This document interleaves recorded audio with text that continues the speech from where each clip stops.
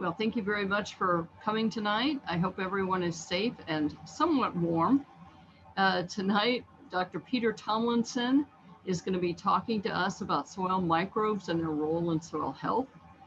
Peter is an extension specialist and associate professor of environmental quality in the Department of Agronomy. He completed his PhD at the University of Arkansas in 2011. Following completion of his graduate work, Peter joined the faculty at Kansas State University. The focus of his current extension and research programs is on the integration of cover crops into cropping systems for nitrogen and phosphorus management, poultry litter storage and utilization in row crop systems, and soil biological parameters and soil health. Here's Peter. Thank you. Gretchen, thank you for the introduction, and glad to be able to join everybody virtually this evening. I'm going to go ahead and get my screen share started.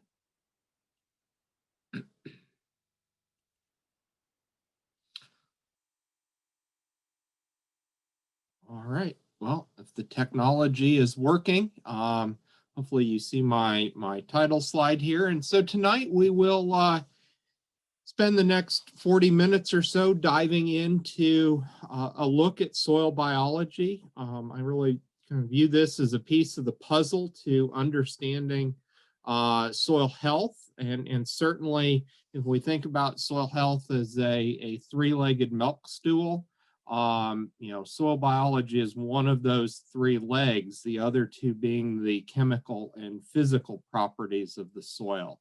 And so, as we think about what does soil biology mean? What are the components? What are the factors that come into play?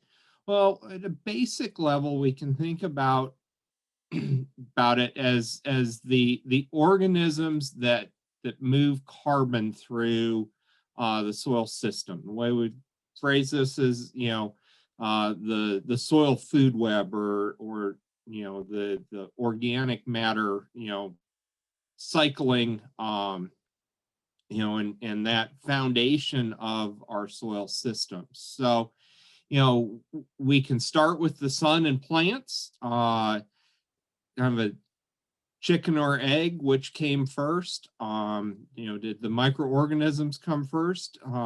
Did the soil organic matter come first and then the plants, or vice versa? And so, take it from the sun and plants. As those plants and the roots die off, they are ready food sources for organisms to feed on. Some of those wastes that come from every level of feeding ultimately form soil organic matter. And so, we're talking about, at the smallest level, bacteria and fungi. And then, as we see here in this image from USDA, we move through that soil food web to the larger end, nematodes, arthropods, protozoa, birds, larger animals that dwell in the soil, and those all have interactions together. You can either look at this from smallest to largest, or you can look at another way to look at it would be who feeds on who. But through every step or every level of that food web, there's transformations that are taking place. Something or somebody is getting fed on. We're moving carbon, we're moving nutrients through that process. And so, if we think about it from the plant leaves, the roots, the litter that's left on the soil surface, organisms are a key part of that, as they're involved in that shredding and that decomposition, reducing the size, increasing the surface area, so that fungi and bacteria can more effectively colonize it. And those bacteria and fungi are going to, be fed on by nematodes, by arthropods, and so that food web continues to go on. the other piece of this is how, when we think about nitrogen or phosphorus here, how those nutrients are being cycled through the biological system. So, we would think about this as kind of a mineralization, immobilization balance. And so, are nutrients being stored in organisms and soil organic matter, or are nutrients, nitrogen, phosphorus, being released? If we, let's say, have a nematode feeding on bacteria or fungi, we may actually see that there's an excess of nutrients, and so we have some mineralization occurring or release of nitrogen and phosphorus, either in the waste or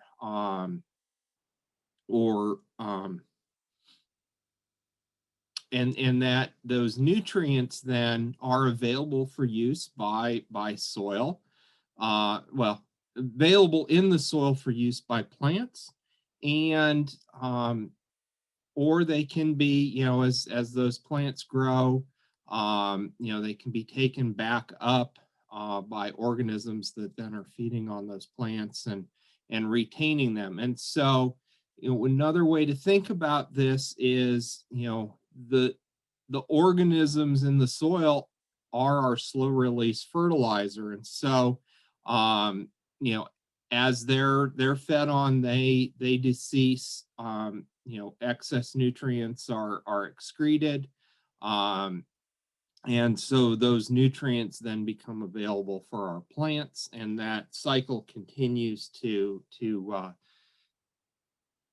subsequent generations. And so if we think about this from the standpoint of a native prairie, those systems have, very tight nutrient budgets. And so, there's not a lot of excess nutrients in those systems, but there's, I guess where they diverge from our agricultural systems is they don't have the removal component that comes into play in our agricultural systems. And so, that's where some of the management challenges really come into play, and why, direct comparisons with prairies become complicated when we think about our managed agricultural systems, because we've got to account for that, the nutrients that are being removed in the grain or removed as pounds of beef that have fed off of our managed systems. And so just a little primer here to think about when we see changes in microbial activity. Season certainly plays an important role on that. We'll tend to see our bacterial and fungal activity numbers increase as we move out of early spring into early summer. Again, we can think about it, we've got, usually ideal moisture, ideal temperatures during that time period. And so that's promoting a lot of growth of these organisms. And, we'll usually see a peak in June or early July. And then as summer temperatures increase, as there's more moisture stress, we'll see a decrease in activity. And then we usually see another burst of activity in the late fall, just prior to our first frost. And so this generic graph, again from the NRCS, is a, just kind of provides a good example of kind of the seasonal response in microbial activity. And similarly, the question I get frequently, well, where do we see our highest microbial populations? And that is really in that top surface depth. And we're probably talking the top 1 to 2 inches of the soil profile. As we go deeper into the soil, microbial biomass, or the size of that microbial community, is going to decrease the deeper we go. And so, how we manage our soil surface really does play a critical role in the response that we can see from our soil microbial communities. So as we think about the soil, what are some biological hotspots, or where would we expect to see larger microbial communities in the soil? Because they're not uniform across the soil. We've just seen the example of the differences by depth, but certainly that root rhizosphere, that soil right around the root, is going to be an area that we can see really large bacterial populations. Roots tend to be leaky, and they leak carbon, so a great food source for our microorganisms. Plant litter, that residue layer at the surface that certainly helps to moderate soil temperature, helps to conserve soil moisture. Again, that plant litter is a food source for our soil biology. And so, we can see, high microbial populations associated with that litter that's in contact with the soil. Earthworm burrows. My PhD work was actually looking at differences in nitrogen movement in pasture systems in northeast Arkansas, in fescue pastures. And earthworms play a really key role in a lot of nutrient dynamics in a wide number of systems. And so the earthworm burrow itself is an area that's rich in nutrients. And then, other arthropods, other soil dwelling organisms can be areas of biological hotspots, or spots where we'll see other organisms congregate. Just some other connections between soil biology and the soil. They play a really key role in some of the physical properties of the soil. And so if you were on 2 weeks ago when Dr. Deanne Presley talked, she talked a lot about the physical properties of soil health.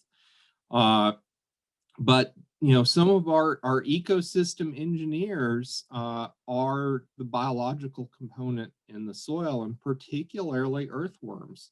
They're, as ecosystem engineers, they're creating their habitat, they're moving soil, they're ingesting soil, they're shredding organic matter, they're, as they excrete that, they're sticking soil particles together. And there's a number of other organisms that secrete sticky binding agents, polysaccharides, glomalin. These are frequently referred to as the biological glue that holds soil particles together. And it's important that we stabilize soil, that we stabilize aggregates with these compounds, because that allows us to help create the voids in the soil, increase the structure and the infiltration capacity of that soil. And so the biological and the physical aspects of soil health are uniquely and there's very important connections between those. So this is a table that I found a few years back. It comes from the Soil Health Institute, and I am in no way making an endorsement here, other than this table provides an interesting way to look at how some of these how some of these different properties that can be used to assess soil health can come together. I'm getting a weird note here. But so when we think about the properties that can be measured to assess soil health, certainly on the chemical side, we've got a lot of well-documented, well-established measures that can be made to characterize the chemical components in our soil. Many of these, soil pH, electrical conductivity, extractable phosphorus, extractable micronutrients, nitrogen measures, soil organic carbon. Many of these are well established, have been a part of soil fertility testing protocols across the country for many years. The physical properties are well defined and well understood as well. Soil texture, some of the methods for determining aggregate stability, how you measure bulk density. When we get to the biological component, and this table was put together on what was considered tier 1 indicators or methods that were well established and were beyond the research phase. But when we move down here to the biological measures, we really have 3. I think there are 3 good measures, and I think they do give us some important indications of how our system is responding. The first one there is crop yield. And you may be scratching your head, why is that a biological indicator? Well, I kind of look at that crop response as the ultimate indicator of soil health and integrates across all of the components. Other 2 ones that we have there are short-term carbon mineralization, nitrogen mineralization rates. Those give you an idea of how those 2 pools are turning over in the soil and when we might expect those to be available. But what this also highlights is that we've got a lot of work to do. And so, just another way to kind of look at this same information is, the different measures that we have from a soil chemical property standpoint here. Some of the key ones that I like to look at are, available carbon, total organic carbon, easily extractable nitrogen and phosphorus. These would be water extractable, so not necessarily our traditional soil fertility measures, but measures of what we might see in a runoff situation, or nutrients that would be available to easily be lost through surface runoff, dissolved organic nutrients, and then our traditional soil fertility tests, that have been well calibrated and correlated to yield certainly come into play here. And then, we've already touched on a couple of these already, but, aggregate stability, water infiltration, bulk density, I think are a couple of the key soil physical measures as they relate back to soil health. And then when we get into the biological side of this, there are a lot of measures out there that can be used to assess the soil biological community. In that first table, they weren't necessarily identified as tier 1, but we have a number that are in tier 3 or tier 2, microbial biomass, for example. So, this can be based on a measure of carbon, nitrogen, or phosphorus that's in the microbial tissues. Gives us a sense of the size of the community, doesn't tell us a whole lot more than that. If we want to dig a bit deeper, we need to look, next level would be to look at some measures of activity. So One measure would be respiration, measuring the CO2 that's released as soils re-wetted. Or we can look at something, with a little more specificity. We can look at a range of enzymes that are connected with carbon, nitrogen, and phosphorus cycling. And these tell us process or get to answering process questions. But we still don't know a lot about the microbial community. So, one of the measures that you may have heard about for getting at, how the soil community is changing in response is PLFA, or phospholipid fatty acid analysis.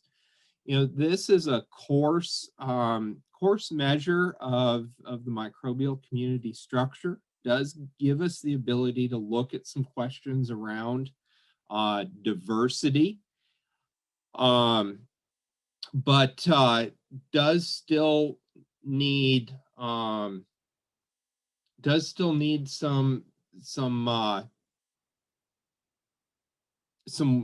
certainly some work done to fully understand. And the thing on all of these biological measures is that none of them have been calibrated and correlated to yield. So, I get the question periodically, what does PLFA tell me about, how I need to manage my nutrients, or how I need to, how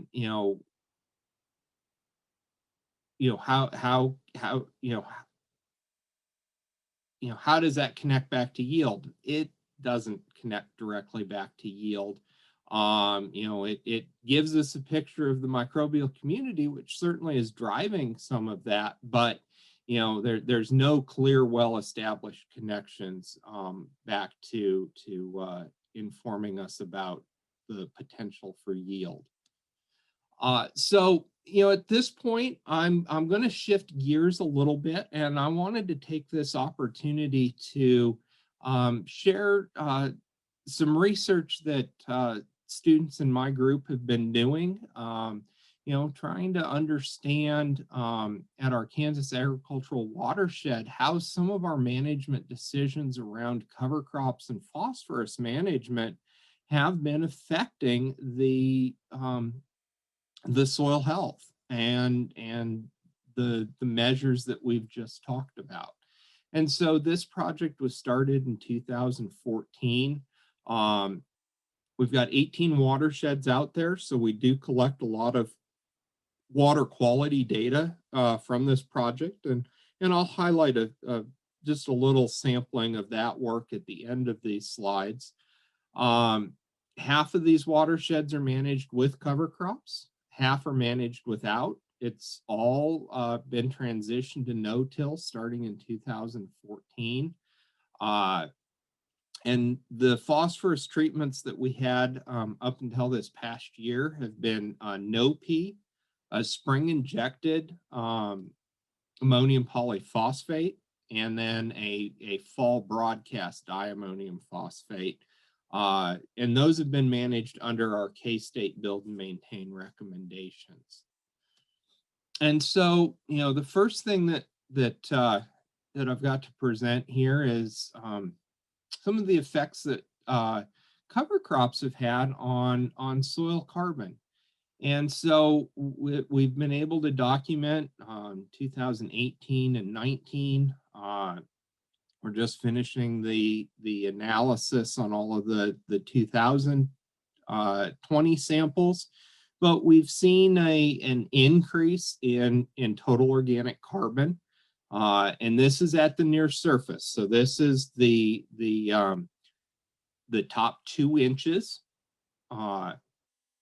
And then another measure that we use to look at available carbon is what's called potassium permanganate oxidizable carbon. And so again, with that measure, we've also, as top 2 inches, we've seen an increase in that available carbon in the treatments that we've added cover crops to. So, certainly, this goes to, documenting that, from a cover crop standpoint, we can start to put some small amount of carbon back into our system. But we're also, from a biological standpoint, we've documented some positive increases in carbon cycling enzymes. So we looked at both beta glucosaminidase and beta glucosidase, two enzymes involved in cleaving carbon compounds and carbon cycling. And, across all 3 years that we sampled, we saw an increase in these enzymes where we had added cover crops. And so, another check for the cover crop in this project. In these measures that I've showed so far, we have not documented a phosphorus management effect. So it's really just been that main effect of cover crops that's been significant. So, getting a bit deeper into the soil biology, the other thing that we've documented, and I've got it shown here for the AM fungi subgroup from PLFA, but across all of these, adding cover crops increased the size of the microbial community or the microbial biomass. Whether we look at it based on measuring carbon, nitrogen, and phosphorus in the microbial biomass, or we look at it from using the PLFA analysis to measure the size of specific communities, we've increased the size of the community. Now, one of the things that's in the literature and one of the questions that we had is, would our community structure change? And so that's what I have presented in the table is, what's the percent composition of the total community of these different microbial categories. And what I'd say is the take-home message is we did not see substantial changes in the microbial community structure. So the size increased and we had more organisms where we had cover crops, but proportionally the microbial groupings didn't change. And so, and you can see this in both spring 18 and fall 18, we pretty much have the same microbial community structure with and without cover crops. I would say, from the standpoint of actinomycetes, we had slightly more on a percent basis. We had a higher percent composition where we had no cover crops in spring 18, but when we look at fall 18, they're essentially the same. Really just nothing jumping out as a major shift in the microbial community from adding cover crops. So that was a really interesting finding, and not something that we had necessarily expected when we initiated this work. We had thought that by adding cover crops, potentially we would, maybe we'd see more fungal dominance in the microbial community. And that just didn't play out here. This work is going to be continuing. We've got plans we sampled in 2020, and we're getting those results analyzed, and plan to sample in 2022 and 2024. So we'll have a long-term record here in the coming years and see if we see some changes as time goes on. So, as I shared when I introduced the Kansas Agricultural Watershed Project, phosphorus was really an underlying question that we were trying to get at. And so we've looked at a lot of biological indicators around phosphorus cycling. We looked at, microbial biomass P. So what's what's the phosphorus content of the microbial biomass, gives us an idea of the size of the microbial biomass. And again, what jumps out is, well, a couple things that jump out here. First off, where we did not add phosphorus into the system, so our no pea, no cover, no pea cover crop in both spring 19 and fall 19, where we were low on phosphorus, we didn't see a cover crop effect in the microbial biomass. Now, when we look at our other treatments, so our fall broadcast, no cover crop, fall broadcast cover crop, those were not different in both spring 19 and fall 19.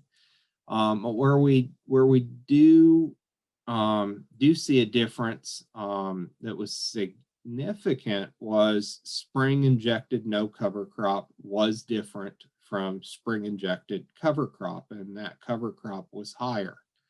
You know, in spring 19, that trend was not as clear.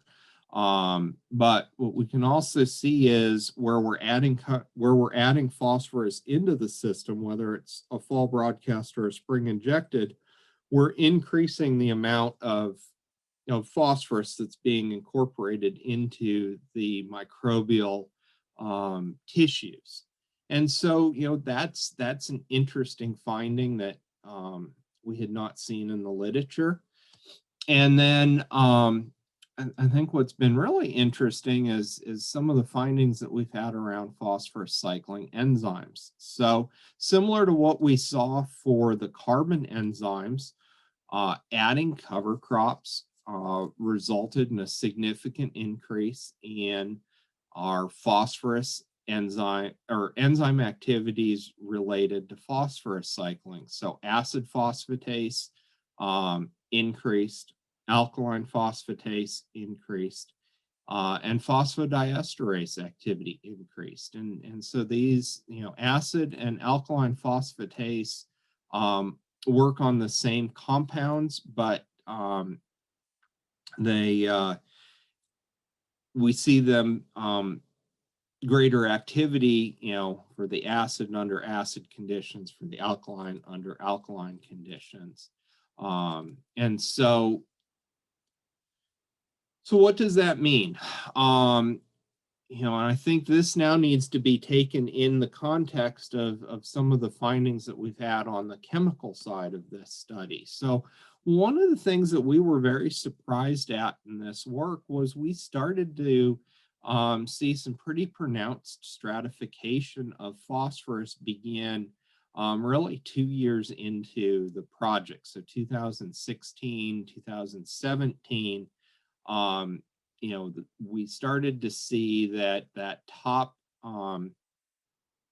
2 inches, 5 centimeters, was separating from the lower depth, and was certainly separating from the control plot where we weren't adding additional phosphorus.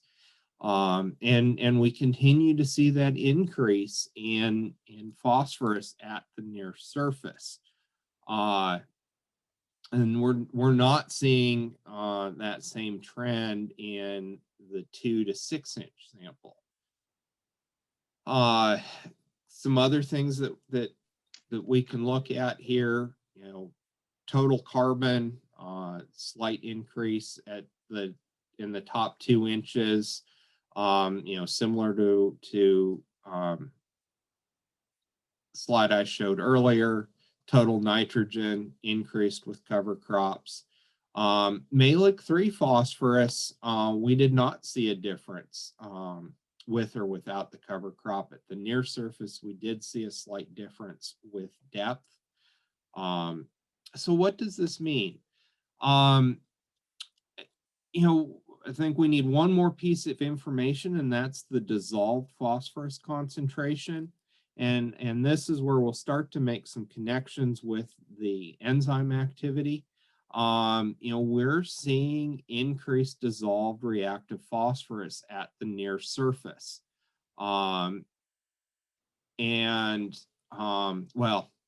so we're seeing it in the soil, but we're also seeing it in the runoff. And so this slide is actually dissolved phosphorus loss in the runoff. And we're seeing higher losses where we've had cover crops in the system. And so, this is an area of research that not a lot of work has been done. There's a project in Iowa that's seeing similar results. There's a couple other projects across the country that are also seeing this similar increase in dissolved phosphorus with the use of cover crops. And I think we've got to take a couple things into account. First, where we've added cover crops, we've actually slowed the water down. So this first figure here is what we call a hydrograph. So it's the flow, or how the flow of water is moving during a runoff event. So this brown bar is a treatment with no cover crop. We've got higher peak flow and a shorter flow duration. But where we've got the cover crop, we've got a lower peak flow, but a longer flow duration. And interestingly enough, one of the general things that we've seen in runoff is we haven't seen a difference in the amount of runoff. We're just seeing a real difference in how that runoff is leaving the field.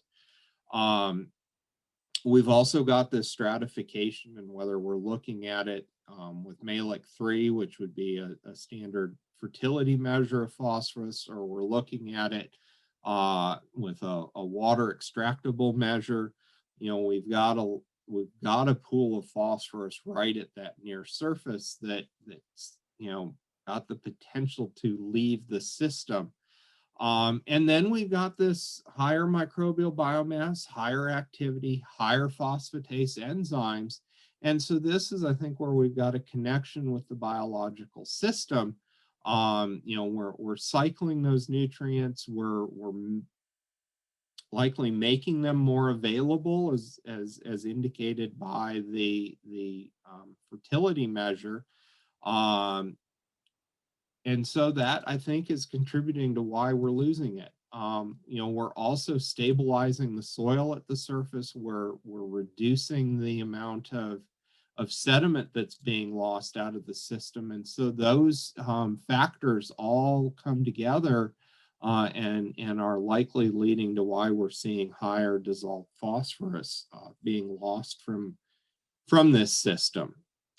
And so, just as I wrap up here, a couple takeaways. We have a potential to improve our biological soil health with the addition of cover crops.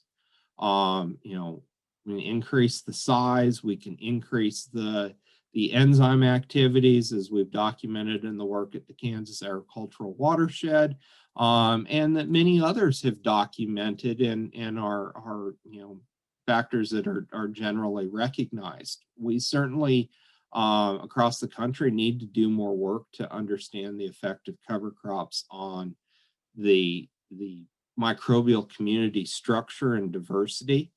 Cover crops do a great job of reducing erosion, keeping that soil in place, keeping it in the field where it has the greatest value and out of the bottom of a reservoir where it's got a significant cost to remove it. But I will say that we need to be cautious that cover crops are not a silver bullet for everything. They've got some great potential on nitrogen management, but phosphorus management is our next big challenge.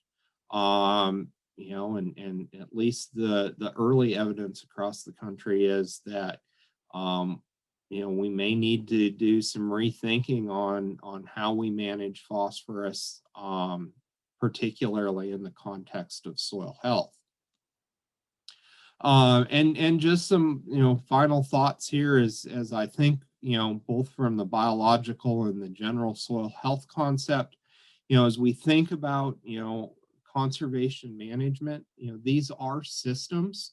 We need to think about all of the different components, how they come together, what are our specific end goals, and how do we combine, whether it's traditional, structural conservation practices with cover crops and soil health practices, to meet that conservation goal at the end.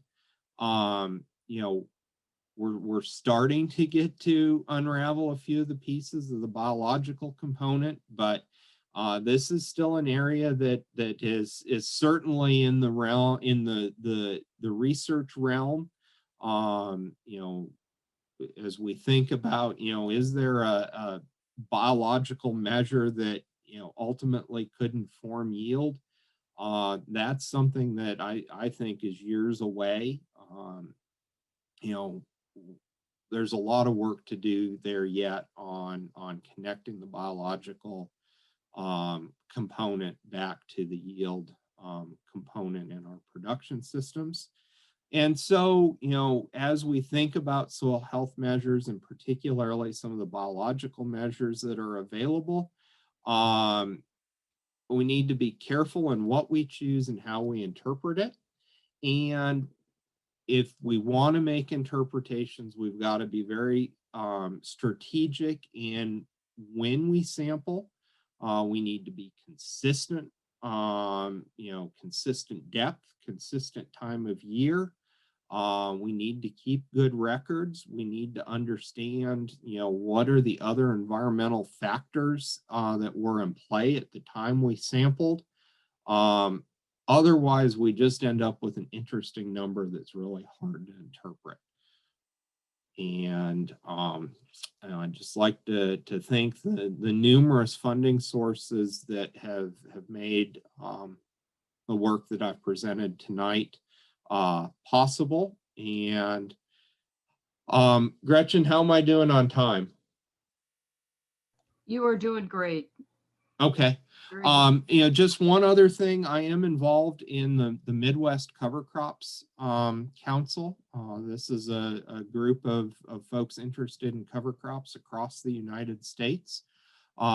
We put out the cover crop field guide.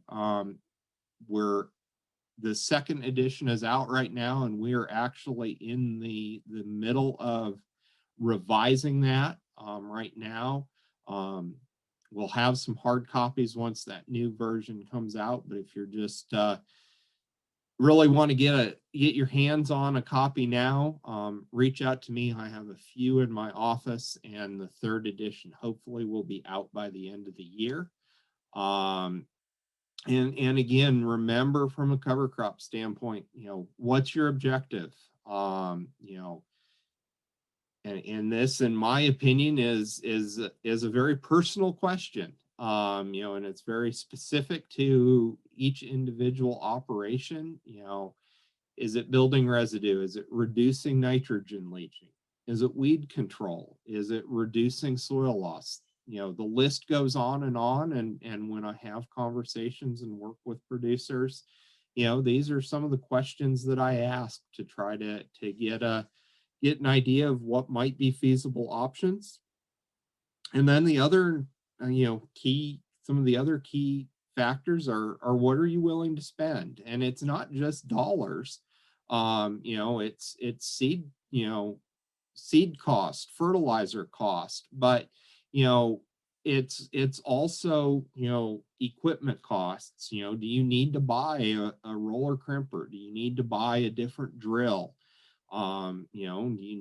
Is your planter not set up for heavy residue situations? And so you need to get some different residue managers. Those all have a fixed cost. But I think we also need to be fully aware that, are you willing to potentially spend some soil moisture? We had an on-farm project in, so that was 2018 when the drought kind of hit from Wichita up through Manhattan. And just kind of the way the research was set up, we went out with spring oats, disturbed residue that was out there to drill the cover crop, and then we never got the moisture.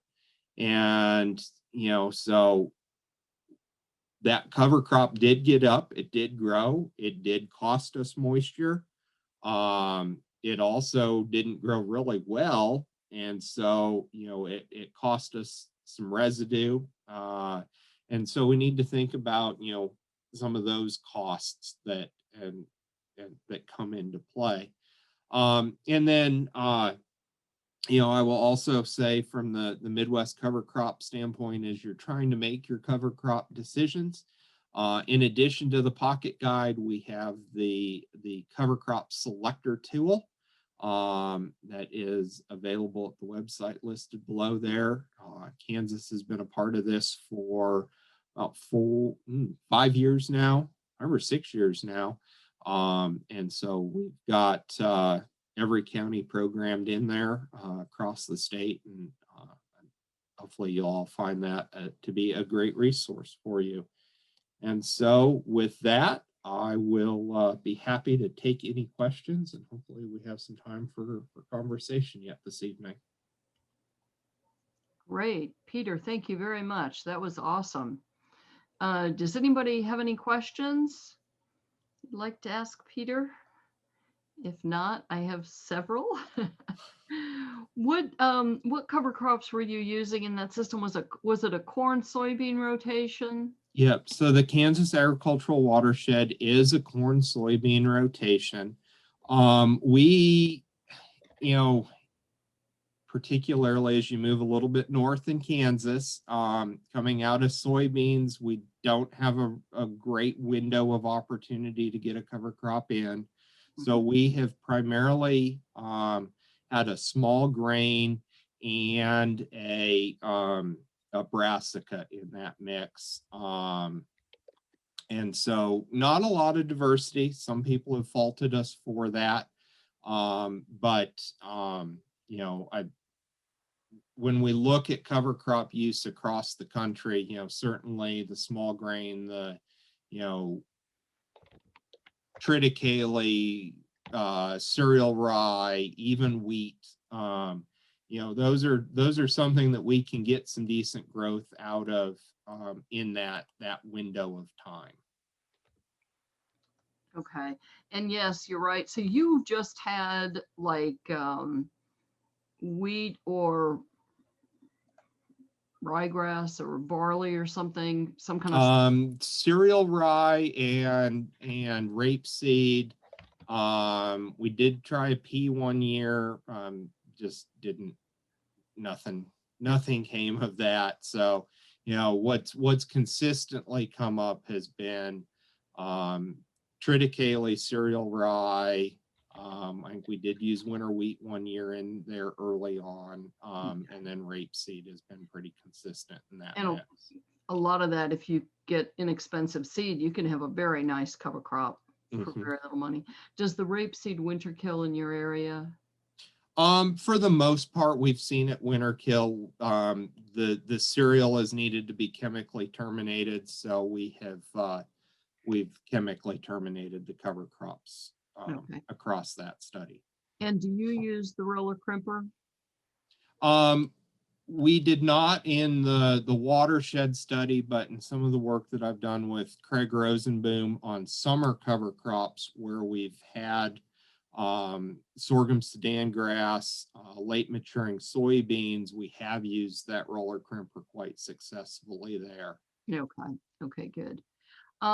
Because we actually had a discussion with that with Adam, the presenter last week, and it's like you say, it's an equipment cost, and we really can't use it to terminate the crop, so you've got to do a chemical termination anyway.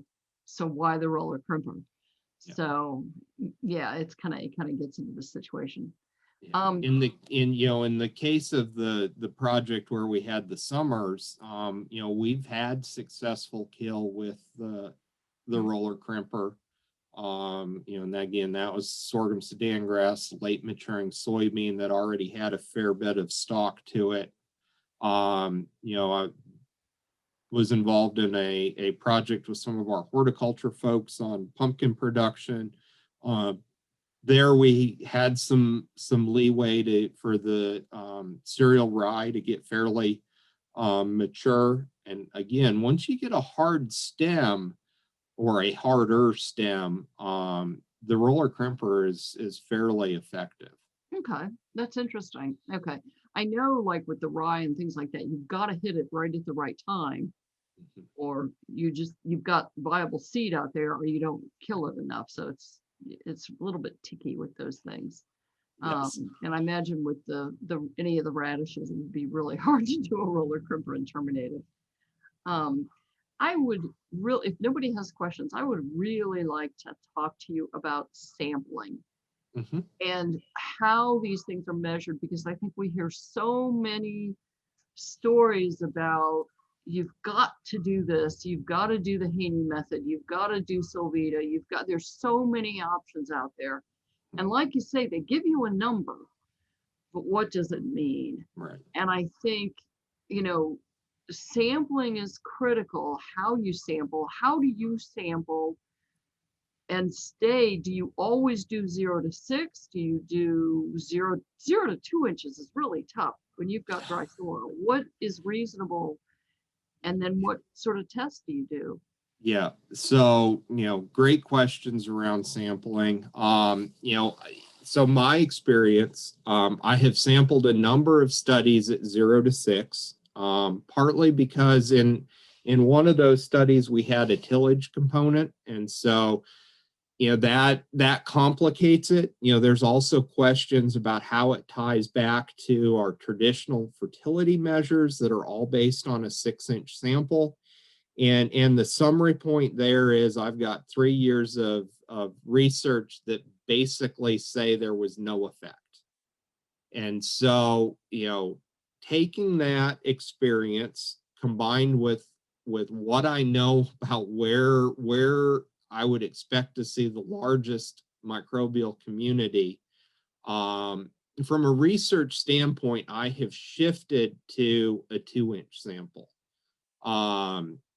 I think from a producer standpoint, my recommendation would be a 3-inch sample. I think that still gets us that near surface, and we don't get the dilution effect that we would have if we pulled the 6-inch sample.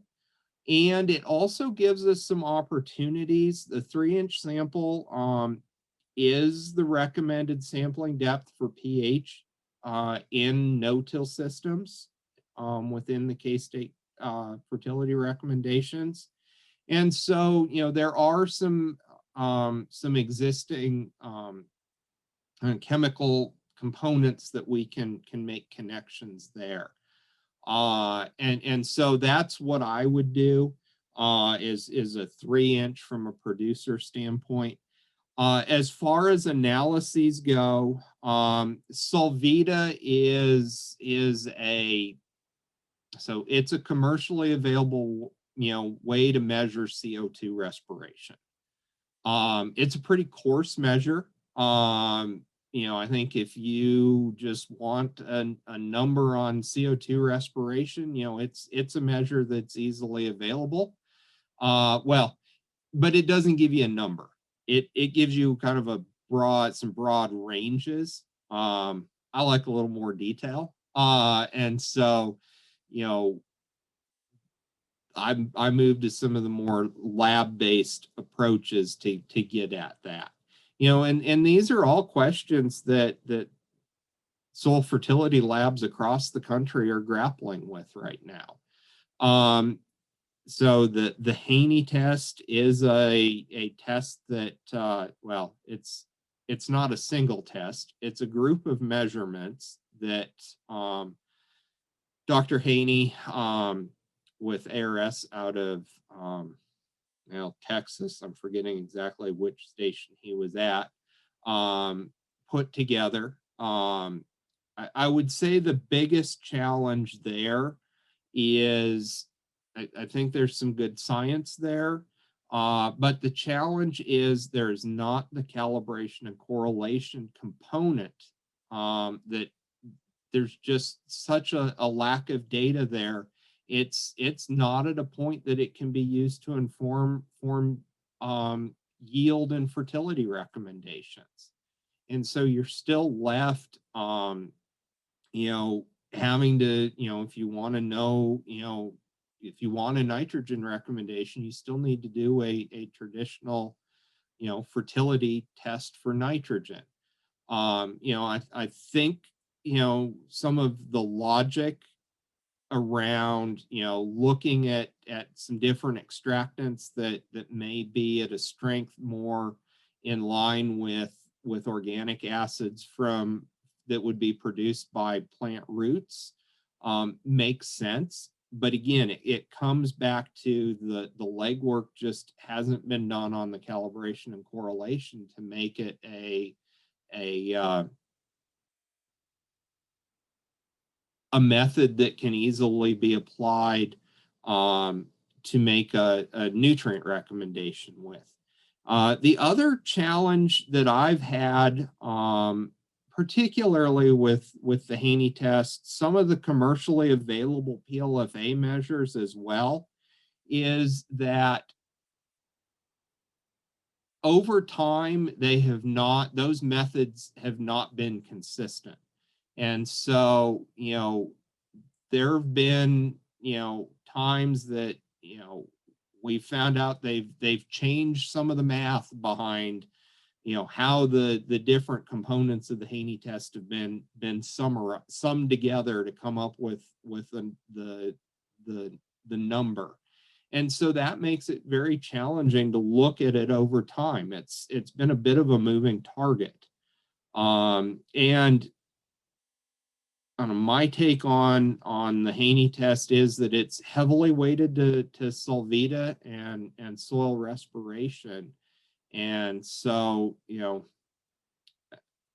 I think it's an important piece of understanding our soil health, but, till we can see the calibration and correlation work back to yield and production responses, as a mainline soil fertility test, it's not there, and that's where I've seen a lot of challenges. Okay, good. We're almost at 8 o'clock, but I've got one question that I just don't understand. I think I know the answer, but I'm not sure. And that is, what is respiring in the soil? And so when you measure soil respiration, what is respiring? And is that then directly related to soil microbial biomass? Okay. So the question is, what is respiring in the soil? And there are many things respiring in the soil. If you were measuring soil respiration in the field, and say we pounded a PVC ring in the soil and we put, either a cap on top of that, and we pulled gas with a syringe, which I've done many times and have students that do, you're measuring a gross respiration rate. So you've got roots that are respiring, you have microorganisms that are respiring, that are producing carbon dioxide. When we look at more of the lab-based methods, we go to great lengths in my lab to remove all of the roots from the soil. We've also removed that plant component from the system. So we're trying to get as close as possible to the respiration of the soil organisms. So that would be the bacteria, the fungi, that in many cases, because they're air-dried samples that we're re-wetting for a couple of those standard methods, we're really looking at how the microbial community repopulates and is, consuming those available resources under a re-wetting situation.